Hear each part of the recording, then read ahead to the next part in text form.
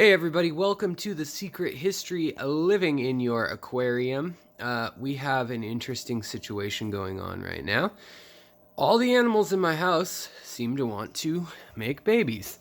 So we have the Kribs, which if you can see the Kribs, the female Kribensis is guarding a clutch of eggs back there with her male. The male is the one who really fans them and takes care of them. You can check out my older videos to see what I mean when I say that they're watching a clutch of eggs together. But they should hatch soon and be all over the tank. Other than that, the Corys, these panda Corys, have also been mating all day long. They've been laying eggs on the glass and then eating them and then knocking them off into the brush down below, so to speak. And then this angelfish, everybody's favorite, Sergio, is back upstairs, and he's in with my other angelfish, which are these Turkish blues. Now, they have an incredible color right now, and I would just love for them to mix, right? I mean, look at this blue that they have. It's just beautiful. Let's see if we can get it get it to shimmer. So what they'll do when they're preparing to lay a clutch, there we go, is they will actually clear off a spot on a leaf, and these two leaves here have been cleaned by both this fish and Sergio all day long. Now Sergio's had a bunch of clutches, and watched over them, I should say, but he has a tendency to kill the females, even when they're his size. This female's much smaller, but he's been really kind to her. Where is she at? She's down there. And then there's another male in here too that's young, this one. You can tell the females and males apart generally, although it's hard at this age sometimes, by the males will have a divot on their nose. So like you see the little divot there, they have more of like a beak shaped nose, whereas females have like that gal down there who's got the same blue markings, have more of a rounded shape altogether. Now the other thing I've been seeing is that Sergio is starting to show off colors a lot better right now. It's not the best in this lighting currently, but you can see the blues and the gold in him. And then in her, you can really see the blue. They have the same markings, the male and the female here. They're siblings. But they've got a nice turquoise head with red eyes, and then kind of another blue color. And then she has like a teardrop under her eye. So very pretty. She's a lot more solid blue, except for that black on the tail and the black on her eye there. So we'll see what happens. You can see there's Cory eggs stuck right there to the glass. See that little egg? With these guys, they reproduce so much, and I have so many that I don't collect the eggs. I don't mess with them. However, if the angels lay eggs, it will probably be near the moving water. They like it near either still water where they have a good view, or a little bit of a flow. So that leaf right here or that leaf over here is probably going to be their choice. Now let's run on downstairs and take a look what's going on in the breeding rooms downstairs. Pardon, it's a mess, of course. This is the middle of the night, and last night was the full moon. Now, I know some people don't believe in the full moon, I guess, mythology or superstition, but I sure do, in that, my live bearers recently had babies on the last full moon, and then they're ready to go. The females are ready to have babies again. They're going to probably have them in the next few days. And then also my Bettas, the females that are adults, are up and staking their claim to their areas. And beyond all that, The shrimp, sorry guys, this is a shrimp and Bettas tank, so I let it get very tannic and full of bacteria and algae because that's what they like. But these blue dreams also have all buried up, and these are the Lucas Brett's line. And here's another female Bettas right here. You can see that little bulge in her belly towards her anal fin. That is, she is full of eggs is what that means. If I can get the light to show, you might even see the yellow eggs through her side a bit. Yep, you can see that hint of yellow. So those are her eggs. And the male of the whole tank, there's all these other little Bettas. These are males too, but they're young. They kind of hide around and just, I don't know, they work their way around hiding and just kind of stay out of dad's way. Whereas the females all kind of pick a spot and start posing. And it's just a little 5-gallon tank with this sponge filter, which I said I was going to comment on how well this sponge filter, the type that I've been using a long time, versus this sponge filter here, this 3-stack, how it works. Not in love with how it moves water. I think you might need just a bigger pump and that would help, but I feel like I shouldn't need that when 4 of these filters can move quite a bit of water as is. This is the Betta macro tank. They're both probably hiding under the wood right now because it's the middle of the night. But I had another surprise greet me today, and you can see the male hurrying over there. We've got Betta eggs. So we've got a Betta clutch over here. You can see all those little eggs. And the male is guarding those. You can also see I've got half beaks in here with the Bettas, which is an interesting choice if I do say so myself. The half beaks seem interested in the eggs, and so that male is really fanning the area, trying to keep the oxygen flowing. The female could care less about what's going on.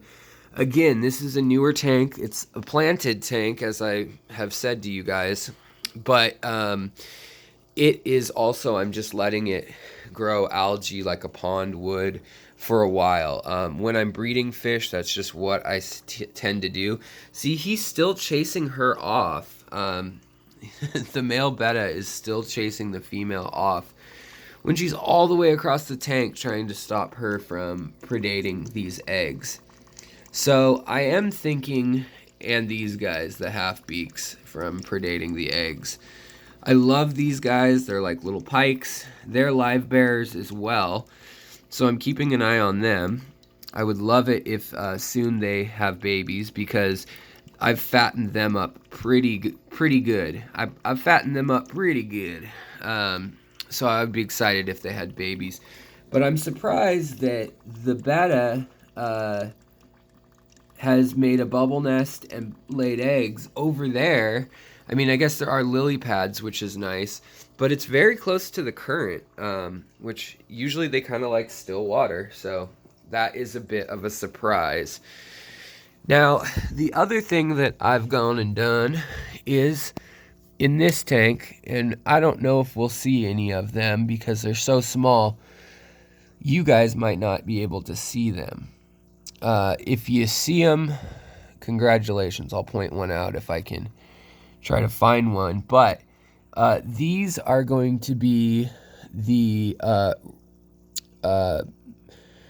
Microstigma. Wait. No, sorry. I'm sorry. Trigonostigma Rasboras. And they have 3 little lines. I'm sorry, that's not right either. I am losing my mind. This is the Somfongzi Rasbora. That's the name I was looking for. I'm combining all sorts of fish names into made-up fish names.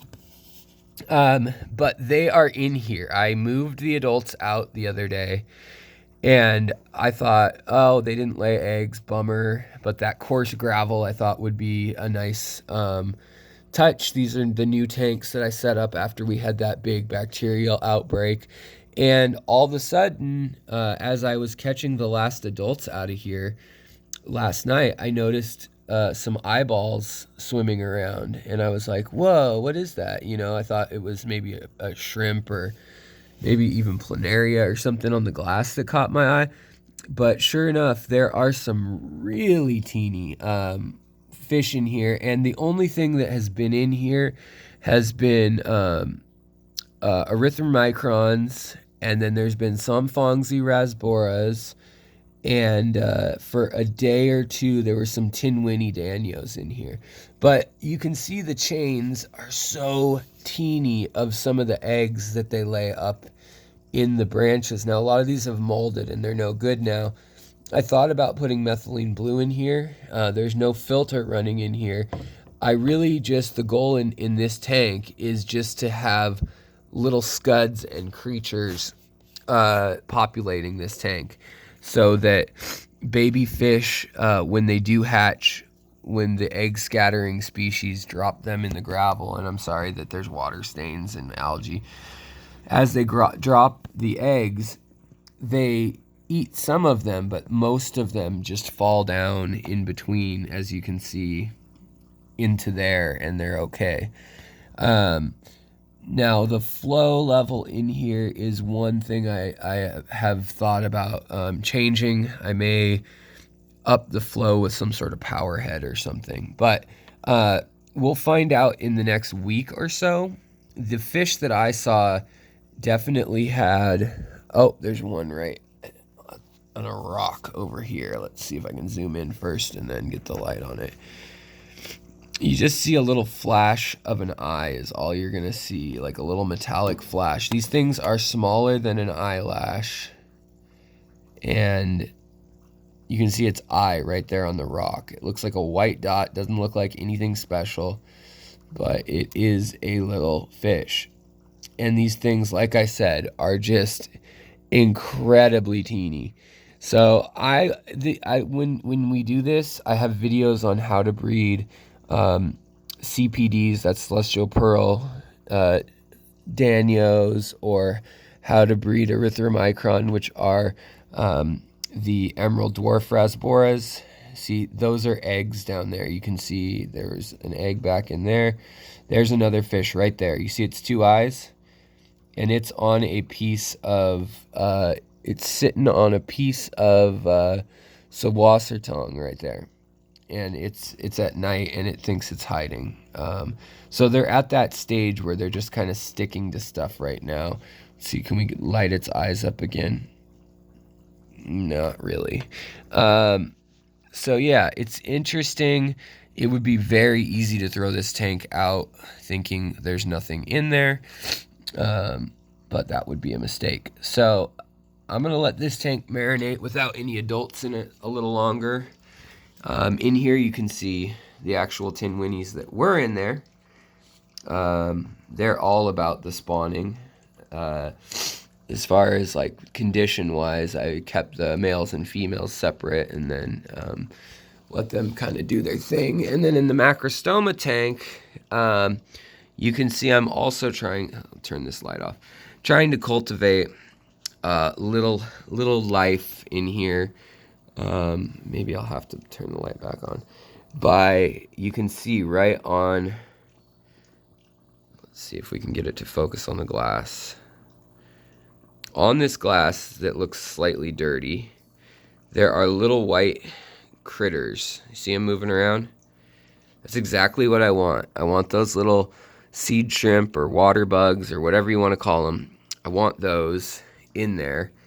So that, and I want this molmy stuff in here, so that the baby Microstigma bettas can totally just go right from there. Adults are going to ignore that for now, and that'll be fine. In fact, I may even move the adults, swap places with them and the fish that are down here, give them a little more room to run, and then move those betta eggs and all right up north. I don't know for sure. This guy and gal have not had a successful nest yet. They haven't even tried, basically. So I am interested to see how they do. The tinwinnies are looking really good. They're all at least 2 years old. These are my best breeders. I think they have the best color, and they have like kind of a purple and copper hue to their metallic colors. And then the male that's swimming out front right here has really nice purple in his fins, translucent. And the females, there's one that's still got eggs right there swimming to the right. And there's another one with eggs far in there.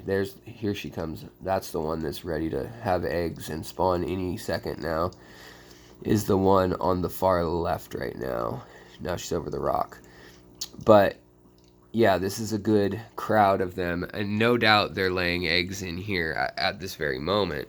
So we'll see how it shakes out. I was tempted to even allow them to come up into here, up into the shrimp tank, but I decided against that at this time, at this juncture. These guys are all looking at me for food. But that's kind of what's going on. You know, what's interesting is I haven't had a snail explosion in a tank in a really long time. And I kind of wish I did have some MTS, Malaysian trumpet snails, chilling in my tanks right now. But I don't. And I've grabbed the few that I do have. And look, man, he just keeps chasing her around. Poor girl. Maybe I should pull her out. But he should guard that nest like he is right now. He's up there guarding the nest now. Any case, I just thought I'd share with you guys a little bit of what's shaking the, yeah, you can see my ginormous Malaysian trumpet snails. They almost look like rabbit snails up here that I moved. There's another one on the glass right here. And, yeah, so that's what's going on here. Back upstairs, we've got the plecos that are spawning in the cave up here. So we'll have more lemon plecos, hopefully, since we lost the babies the last time around. And then these angelfish up here are actually pairing off with one another also. So that's really special and cool and touchy-feely, happy times. So, hold on one moment. There we go. All right. So in this tank right now, also the plants, the nursery plants are doing really well. The ember tetras, they're spawning, but they're eating their own babies faster than they can hatch.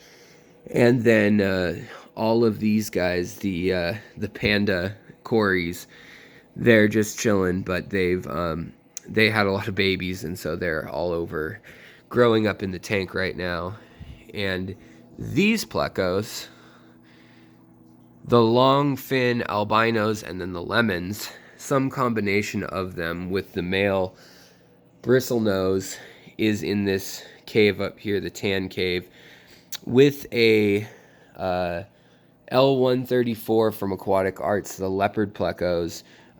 There's a leopard pleco held up in the bigger cave, which is odd. It's way too big for it. So I don't know if it's doing anything regarding spawning. You see, these guys are much smaller.